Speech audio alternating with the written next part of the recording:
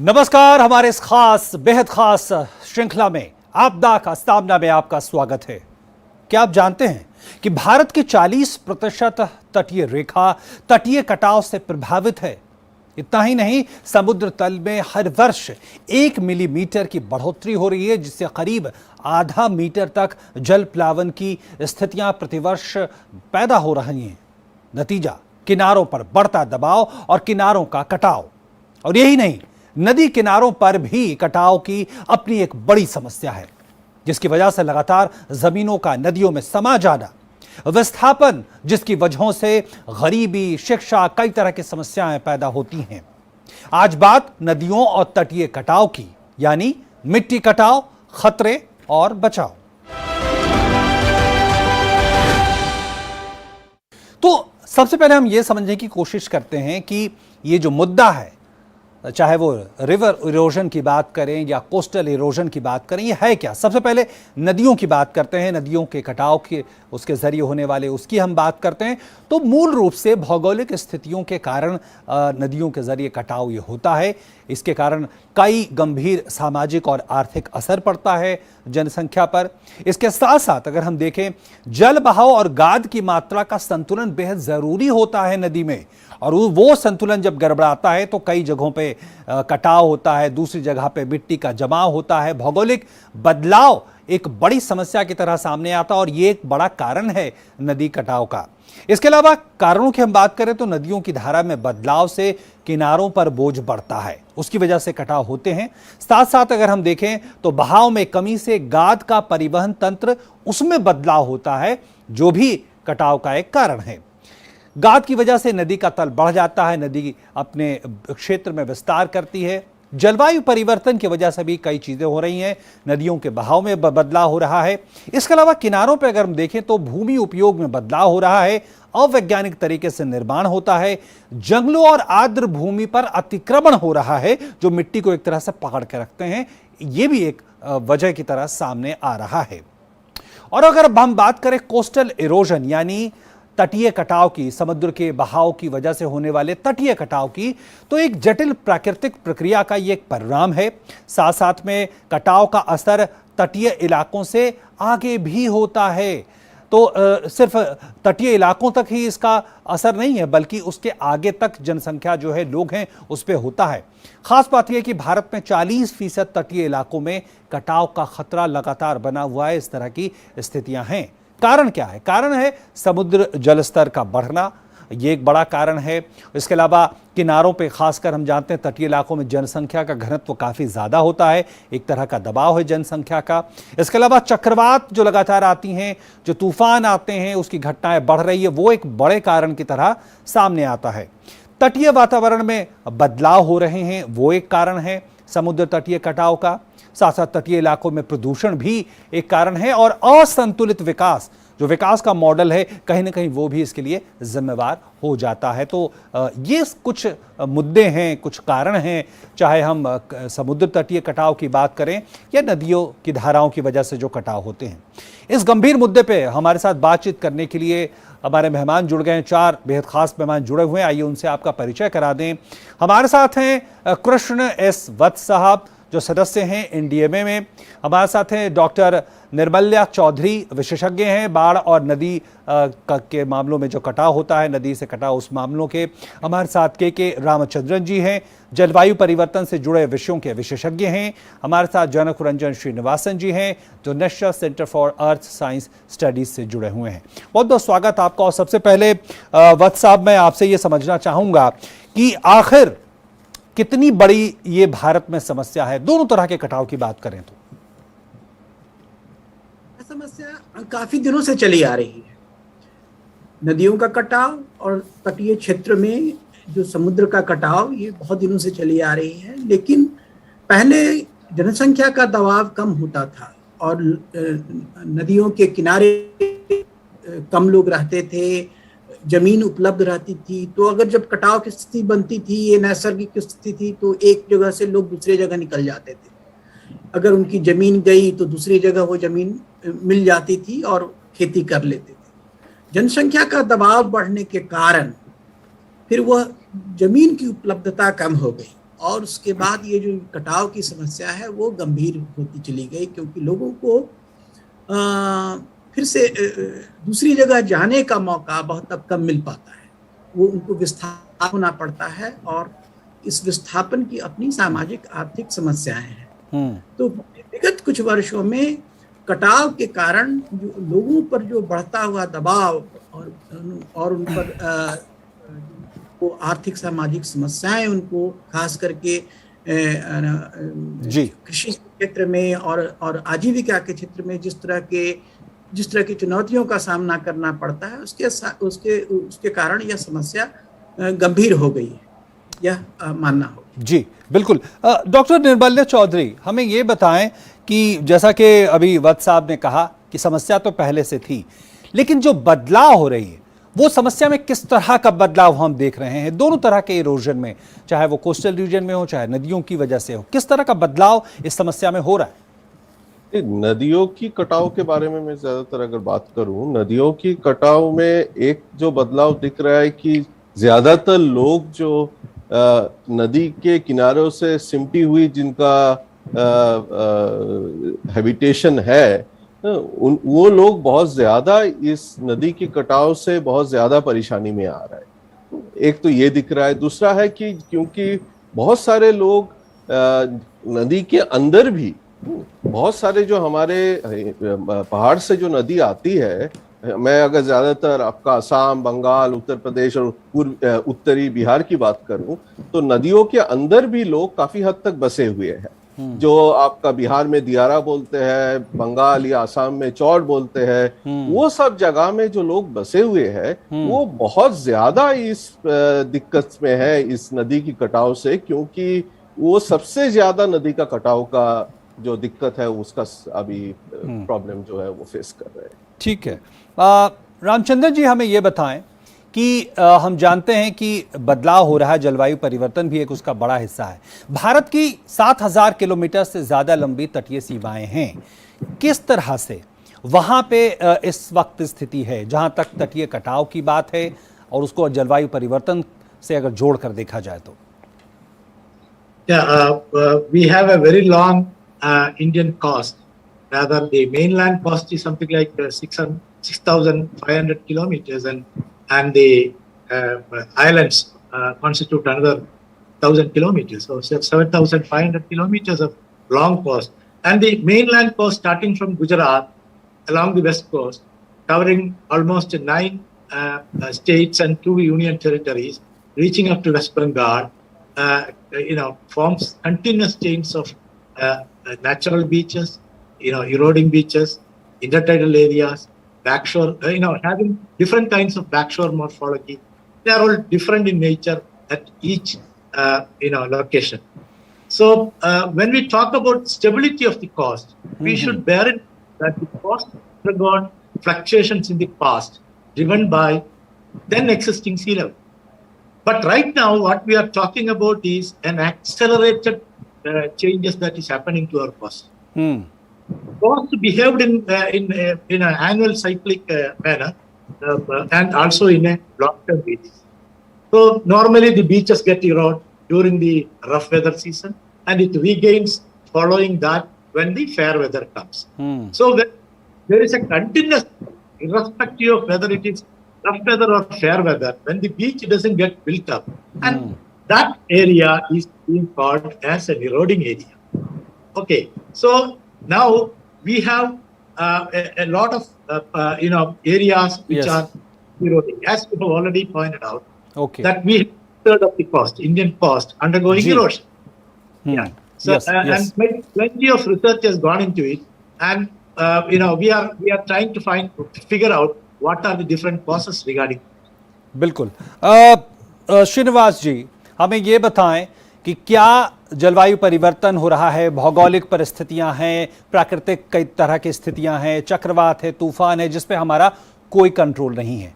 क्या इन जो परिस्थितियां हैं, जहां तक इरोजन की बात है, क्या हम सब कुछ जो समस्या है वो इन ऐसी चीज़ों पर डाल रहे हैं, प्राकृतिक समस्याओं पे डाल रहे हैं, या इंसानों की भी, मानवों को उनकी भी कुछ गलतियां हैं इस पूरे परिस्थितियों के लिहाज से अगर देखें तो?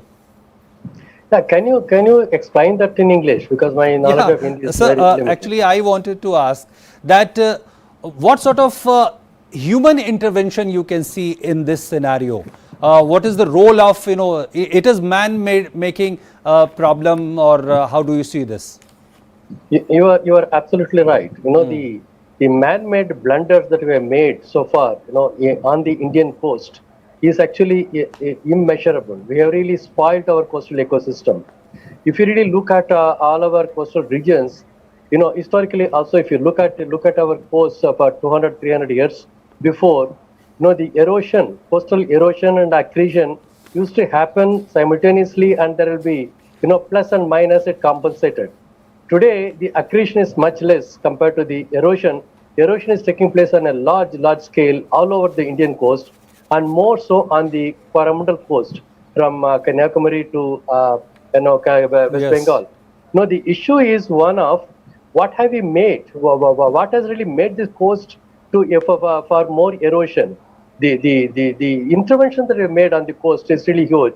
In the last 30, 40, 50 years, the interventions that we have been making, the anthropogenic activities, these are all really immeasurable. Yes. So all this contributes to erosion, and particularly, we are thinking about, gradients all over with a view to stopping the erosion. That is a Bilkul. bad idea. Yes. If you're going to stop the erosion here, it's going to show up elsewhere. So similarly, all over the country, the 8,000 and odd kilometers length of the coastal region of the Indian Yes. coast is really going to become more vulnerable in the days to come. That's why it is very important that we take care. Bilkul. The most important, Yes. I would like to tell you, we have to preserve the coastal Yes, wetlands. Srinivasan ji. The coastal wetlands are the cushions. They are the buffers. If you don't maintain, then we are going to suffer Exactly. from the sea level Sir, rise. we'll discuss the solution part after the break. We need to take here a short break.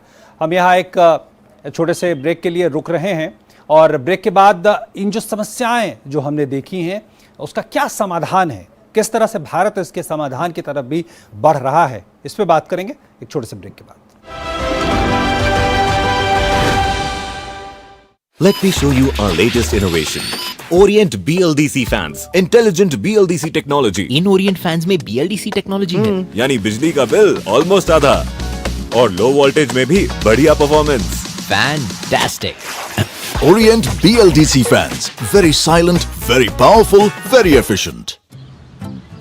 वाह मेरे smart किसान, smartphone है, data भी है, और कृषि network app खेती की हर समस्या का समाधान। बीज का चयन, फसल बीमारी के उपचार, आसपास के मंडियों के भाव, अब हमारे हाथ में हर समाधान। कृषि नेटवर्क, किसान का स्वाभिमान। डाउनलोड करें अभी के अभी। क्या शर्मा रहा है? दांत खाज खुजली है, हमें भी होती है। मुझे दादी ने दिया और बोली चर्म रोगों पर पड़े भारी। जालिम लोशन है पुराना खिलाड़ी। जालिम लोशन। Payment fail? लेकिन पैसे तो कट गए। गई मेरी मेहनत की कमाई। हो जाएगी भरपाई, चिंता मत कर मेरे भाई। अगर डिजिटल ट्रांजैक्शन फेल हो जाए और अकाउंट से पैसे कट जाएं, तो बैंक समय से पैसे लौटा देगा, वरना कॉम्पनसेशन का है प्रावधान। नहीं तो आरबीआई के ओम्बुड्समैन को शिकायत करें आप। या बिल। मेरी फीस। आरबीआई कहता है, जानकार बनिए, सतर्क रहिए। जब पैर तले से दिन गुजरे, सड़के ऊपर से रात चले, तामीर करे नगरी नगरी, जब कारीगर का हाथ चले। वंडर सीमेंट, जब दिल में हो जज्बात, तभी होती है एक परफेक्ट शुरुआत। Let me show you our latest innovation. Orient BLDC fans. Intelligent BLDC technology. In Orient fans में BLDC टेक्नोलॉजी है। यानी बिजली का बिल ऑलमोस्ट आधा, और लो वोल्टेज में भी बढ़िया performance. Fantastic. Orient BLDC fans. Very silent, very powerful, very efficient. वाह मेरे स्मार्ट किसान, स्मार्टफोन है, डाटा भी है, और कृषि नेटवर्क ऐप खेती की हर समस्या का समाधान। बीज का चयन, फसल बीमारी के उपचार, आसपास के मंडियों के भाव, अब हमारे हाथ में हर समाधान। कृषि नेटवर्क, किसान का स्वाभिमान। डाउनलोड करें अभी के अभी। ब्रेक के बाद एक बार फिर से आपका स्वागत था आपदा का सामना में। आज हम बात कर रहे हैं जो नदियों में और तटीय इलाकों में जो कटाव होता है, आखिर क्या है उसका कारण, क्या है, किस तरह के खतरे हैं और क्या बचाव हैं। हमारे साथ हमारे मेहमान जुड़े हुए हैं। वत्स साहब, हमें ये समझाएं कि किस तरह से इसको लेकर भारत तैयार हो रहा है, एनडीए में और जो तमाम दूसरी एजेंसियां हैं किस तरह से इन मुद्दों के समाधान की ओर बढ़ती दिखाई दे रही हैं। सबसे इम्पॉर्टेंट सॉल्यूशन है वह यह है कि नदियों का एक फ्लड प्लेन होता है, एक बाढ़ का क्षेत्र होता है, और उस बाढ़ का क्षेत्र जो है उसमें इंक्रोचमेंट ना हो, उसमें लोग जाकर न बसें, तो उसके कारण पानी को फैलने का पूरा अवसर रहता है, पूरा स्पेस मिलता है। तो हम फ्लड प्लेन को कैसे प्रोटेक्ट करें, कैसे प्रिजर्व करें, यह हमारा अप्रोच हो। बिल्कुल। और नदियों को जब भी बाढ़ आती है, बारिश होती है, तो नदियों में जो पानी का स्तर बढ़ता है, तो पानी का जो फैलाव है वह सहज तरीके से हो सके, तो उसमें कटाव की जो मात्रा है, कटाव की जो मात्रा है, कटाव का जो प्रोपोर्शन है वो काफी कम हो सकता है। तो एक तो है कि फ्लड प्लेन को हम अच्छे से मैनेज करें, इंक्रोचमेंट को कम करें, नदियों का जो किनारा है उसको हम मेंटेन करें, नदियों के किनारे के पास जो है हम नेचुरल वेजिटेशन को हम बढ़ाएं, प्लांटेशन को बढ़ाएं, तो इन सारी चीजों से हम कटाव पर नियंत्रण पा सकते हैं। और कभी यही समाधान समुद्र तटीय भागों में भी यही कुछ अप्लाई किया जा सकता है। जी डॉक्टर निर्मल चौधरी, हमें ये बताएं, पॉलिसी की बात हो रही है, अलग अलग स्टेक होल्डर्स की बात हो रही है, किस तरह के पॉलिसीज बन रहे हैं, क्या ये पॉलिसीज पीपल सेंट्रिक, जन केंद्रित हैं? देखिए, अगर ये जवाब देने के लिए पहले तो ये देखना पड़ेगा कि नदी का कटाव, अगर मैं बोलूं तो नदी का कटाव बाकी जो आपदा की बात हम लोग करते हैं वो थोड़ा अलग है इससे, क्योंकि ये नदी का कटाव का एक तरह से आप बोल नहीं सकते कि ये इस मौसम में चालू हो रहा है और इस मौसम में खत्म हो रहा है। ये एक कंटिन्यूअस प्रोसेस है, कभी ज्यादा होता है, कभी कम होता है जी। और उसमें हमारा जो फोकस रहता है वो काफी हद तक किस तरह से इसको कटाव से मिटिगेट किया जाए चीजों को, वो और उस बैंक स्ट्रेंथनिंग या स्ट्रक्चरल इंटरवेंशन के थ्रू इसके ऊपर ज्यादा नजर दिया जाता है। लेकिन यहाँ पे जो लोग रहते हैं, जो लोग ये नदी का कटाव से सबसे ज्यादा परेशानी जिनका होता है, जिनका जीवन और आजीविका दोनों अस्त व्यस्त होता है इससे, उनका जीवन और जीविका को किस तरह से सुधारा जाए, ये चीज थोड़ा सा और हम लोगों को आगे जाके थोड़ा ज्यादा फोकस करना पड़ेगा। क्योंकि यहाँ पे जो लोग रहते हैं वो एकदम प्रांतिक लोग हैं, ये लोग प्रांतिक भूमि में रहते हैं और अर्थ सामाजिक तौर पे देखा जाए तो ये एकदम प्रांतिक है। तो इसीलिए इनको किस तरह से इनका मुआवजा, और ये बारी बारी से इसका विस्थापन होता है। आपने जैसे विस्थापन की बात की थी, ये एक बार विस्थापन नहीं होता, इनका बारी बारी से विस्थापन होता है। इनका एक विस्थापन हुआ, घर उठा के दूसरी जगह में चला गया, वहां पे भी कटाव हुआ, फिर तीसरा जगह चला गया। तो बारी बारी विस्थापन होने से इनको किस तरह से मुआवजा दिया जाए, कैसे इनका आजीविका को सुधारा जाए, जिसको हम अंग्रेजी में आजकल बहुत ज्यादा रेजिलियंस बिल्डिंग की बात करते हैं, तो वो रेजिलियंस बिल्डिंग किस तरह से अभी बिल्ड किया जाए, उसमें किस तरह का पॉलिसी इंटरवेंशन की जरूरत है, वो अभी हमको देखना बहुत जरूरी है। सिर्फ स्ट्रक्चरल इंटरवेंशन से ना अपना आप को ना रोक के किस तरह से इस तरह का भी इंटरवेंशन सोचा जाए जो उनका जीवन, उनकी आजीविका दोनों को थोड़ा सा स्ट्रेंथन किया। बिल्कुल। जो और समस्याएं हैं उनके समाधान और क्या हो सकते हैं, इस पे भी हम बात करेंगे। रुक रहे हैं एक और छोटे से ब्रेक के लिए, आप बने रहें आपदा के सामना के साथ। Let me show you our latest innovation. Orient BLDC fans, intelligent BLDC technology. In Orient fans में BLDC टेक्नोलॉजी है, यानी बिजली का बिल ऑलमोस्ट आधा और लो वोल्टेज में भी बढ़िया performance. Fantastic. Orient BLDC fans, very silent, very powerful, very efficient. क्या शर्मा रहा है? दांत खाज खुजली है, हमें भी होती है। मुझे दादी ने दिया और बोली चर्म रोगों पर पड़े भारी। जालिम लोशन है पुराना खिलाड़ी, जालिम लोशन। वाह मेरे स्मार्ट किसान, स्मार्टफोन है, डाटा भी है और कृषि नेटवर्क ऐप, खेती की हर समस्या का समाधान। बीज का चयन, फसल बीमारी के उपचार, आसपास के मंडियों के भाव, अब हमारे हाथ में हर समाधान। कृषि नेटवर्क, किसान का स्वाभिमान। डाउनलोड करें अभी के अभी। सनफ्लेम होम अप्लायंसेज, सबकी पहली पसंद। Sunflame, the clear choice. मामा। हाँ गुड्डी। आप नानाजी से इतना डरते क्यों? मैं? सवाल ही नहीं। पापा? जी पापा। 10,000 रुपए अभी बैंक जाकर भेज देता हूँ। डर गए ना? इस डर को और बढ़ाते? मतलब? आज तो संडे है। रिलैक्स, बैंक बंद है, बैंकिंग सर्विसेज नहीं। ये मिलेगी डेली 24 घंटे। कैसे? अब बैंकिंग है आसान, डिजिटल बैंकिंग। सिर्फ एक उंगली का है काम। बताओ कैसे भेजे? NEFT, IMPS, UPI कोई भी। वाह, फाइनेंशियल ट्रांजैक्शंस कहीं भी कभी भी। अब मैं भी बनूंगा डिजिटल, फिर नो डर। अरे नाना जी। पापा। RBI कहता है डिजिटल चुनो सुरक्षा के साथ। वाह मेरे स्मार्ट किसान, स्मार्टफोन है, डाटा भी है और कृषि नेटवर्क ऐप खेती की हर समस्या का समाधान। बीज का चयन, फसल बीमारी के उपचार, आसपास के मंडियों के भाव, अब हमारे हाथ में हर समाधान। कृषि नेटवर्क, किसान का स्वाभिमान। डाउनलोड करें अभी के अभी।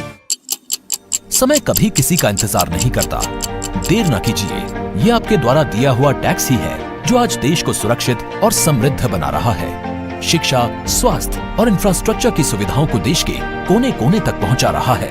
करदाता कृपया ध्यान दें, यदि आपने अब तक निर्धारण वर्ष 2021-22 की अपनी टैक्स रिटर्न फाइल नहीं की है, तो लेट फीस के साथ 31 मार्च 2022 तक आप अपनी टैक्स रिटर्न फाइल कर सकते हैं। और यदि आपने निर्धारण वर्ष 2021-22 की अपनी टैक्स रिटर्न ड्यू डेट से पहले फाइल की थी, तो आप अपनी रिवाइज्ड रिटर्न बिना लेट फीस के 31 मार्च 2022 तक फाइल कर सकते हैं।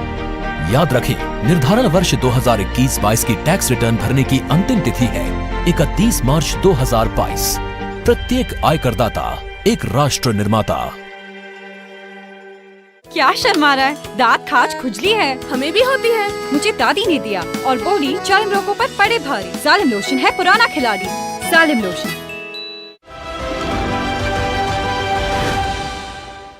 ब्रेक के बाद एक बार फिर से आपका स्वागत है।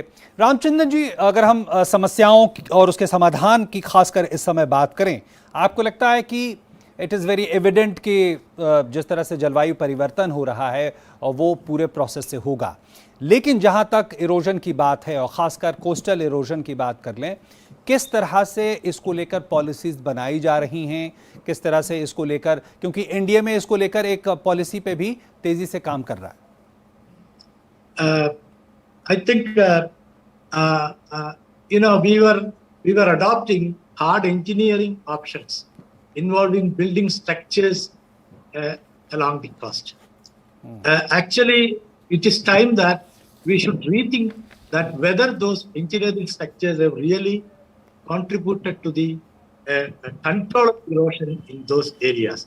So we should rethink about going for soft options, like there are different options which are available and adopted by many other countries.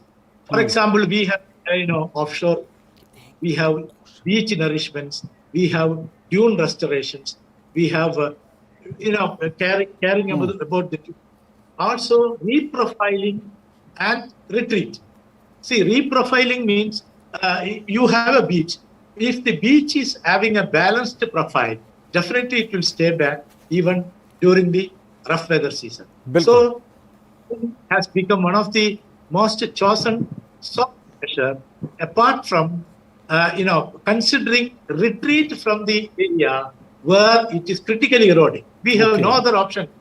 Okay, we have no other option left. So rather we have a lot of population living on the hinder landward. Definitely, we should think about options like retreat and stuff. So, in the case where we have critical erosion, there is no other way that we can do any other engineering step. Probably we should go for steep sea walls or low gradient sea walls or lands and बिल्कुल things like बिल्कुल Srinivas ji, it is very evident that this is going to happen and it will happen, erosion more or less. But how can we minimize this problem? What you will say? Now, my suggestion is that we should go for what is called nature-based solutions. Because all the structural solutions followed hitherto across the world have miserably failed, because that's not going to really help us in any way. And we've got nature-based solutions. One of the most important solutions that we should resort to is to really nourish all our coastal wetlands. The coastal wetlands that are quite hugely available, all across our coastal systems in the country are the buffer. They're considered the buffer. So we are destroying the buffer. All the coastal buffer zones, all the coastal wetlands are now very heavily encroached. Without any mercy, all these encroachers should be evicted straight away. I think Government of India should take a very, very strict regulation. They should have a policy to evict all the encroachers of the coastal wetlands, and they should protect, because the coastal floodplains and the coastal wetlands are the mainstay for you to fight against the climate change induced sea level rise. This is not a fiction anymore, sir. The climate change induced sea level rise is going to affect us, which is really going to affect very badly all the coastal states, all the coastal cities, particularly coastal cities. Yes, that is one. And secondly, very importantly, I must also tell you, the estuaries. There are hundreds of rivers joining the sea in the country. All these estuaries are in a very bad shape, and they're blocked, and we really have to protect them. We really have to clean them. So allow the sea water to come in wherever it is possible, so that you avoid the sea level rise impact. You see, the coastal extreme events, the climate change induced coastal extreme events are going to become very severe in the days to come. Yes, Srinivas ji. Yes. Yeah, like in the Netherlands, you please make sure that you allow the I need sea to water intervene. to come in. We have very limited time. Sorry, but my last question, वत्स जी, आप हमें ये बताएं कि जो जानकारी है उसके हिसाब से कि इंडिया में एक वृहद एक नीति तैयार कर रहा है इस पूरे मामले को लेकर, क्या इस नीति में होगा, क्या हम बदलाव देखेंगे और किस तरह के सिफारिशें होंगी या कदम होंगे? तो 15वें वित्त आयोग ने इसकी सिफारिश की थी कि जो समुद्र और नदियों के कटाव के कारण जो लोग प्रभावित हो रहे हैं उनके पुनर्वसन के लिए और उनके क्षेत्र में रिस्क रिडक्शन के लिए एक नीति तैयार की जाए। उसी रिकमेंडेशन के तहत यह नीति तैयार की जा रही है। यह नीति जो है वह समुदाय पर केंद्रित होगी, जो लोग अफेक्टेड हैं उन पर केंद्रित होगी, और इसमें दो चीज़ें होंगी। एक तो कि इस कटाव को कम कैसे किया जाए, इसको मिटिगेट कैसे किया जाए, और उसके लिए जो भी नेचर बेस्ड सॉल्यूशंस की बात हो रही है, जो भी नॉन स्ट्रक्चरल मेजर्स की बात हो रही है, कुछ कहीं कहीं स्ट्रक्चरल मेजर्स की भी जरूरत होगी। तो इन सारों का इम्प्लीमेंटेशन होगा। लेकिन बहुत सारे ऐसी जगह होंगे जहां लोगों का पुनर्वसन आवश्यक है, क्योंकि इतना कटाव हो चुका है कि वहां लोग रह नहीं पाएंगे जी। तो पुनर्वसन की भी व्यवस्था होगी। तो दोनों क्षेत्र में काम किया जाएगा, एक तो रिस्क रिडक्शन और दूसरा पुनर्वसन। बिल्कुल। और दोनों के लिए वित्तीय व्यवस्था भी की 15वें वित्त आयोग ने करीब 25 करोड़ रुपए की राशि का इसके लिए प्रबंध किया है। ठीक है, बिल्कुल। तो निश्चित तौर पर निगाहें हैं इस पूरी वृहद नीति पर कि किस तरह से क्या क्या सिफारिशें होती है, किस तरह से बदलाव होता है। एक बात तो बिल्कुल साफ है कि समस्या बिल्कुल सामने है, कई स्तरों पे काम करने की ज़रूरत है, और निश्चित तौर पर उम्मीद करेंगे कि जो तमाम स्टेक होल्डर्स हैं, जो तमाम हितधारक हैं, इसको लेकर आगे बढ़ेंगे। बहुत बहुत धन्यवाद करना चाहूँगा मैं कृष्ण वत्स साहब आपका, डॉक्टर निर्मल्या चौधरी जी आपका, के रामचंद्रन जी और जनक रंजन श्रीनिवासन जी, बहुत बहुत धन्यवाद हमारे इस कार्यक्रम में जुड़ने के लिए। तो आज आपदा के सामना के इस अंक में इतना ही। नमस्कार।